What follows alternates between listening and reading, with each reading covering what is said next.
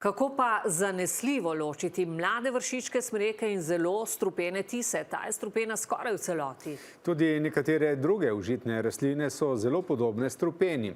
Kako se lahko izognemo napakam, ki so lahko usodne? Ana Vidic-Kostevc. Vršičke tise je enostavno ločiti od vršičkov smreke, pove Blanka Ravnjak iz Botaničnega vrta v Ljubljani. Pri tisi so vršički nekako podaljšani in so iglice izraščene nekako tako v spiralastem, bom rekla, obliki, medtem ko pri smreki se potem v bistvu je nekoliko debelejši vršiček, tudi iglice so nekako bolj v skupku, v takšni bunkici. Prav tako sta drugačni oblika in barva iglic. Tisine so temnejše, so tudi. So nežne iglice in so v bistvu plosko razporejene. Za razliko od smreke, smreka ima iglice razporejene okrog in okrog vejice, iglice so pravzaprav bodičaste, bodejo torej na otip, ima takšno ostro konico. Zamenjava je lahko usodna. Pri tisi konkretno je tisto, kar nas zelo skrbi, učinki na srce, lahko so hude motnje ritma, lahko tudi smrtno nevarne.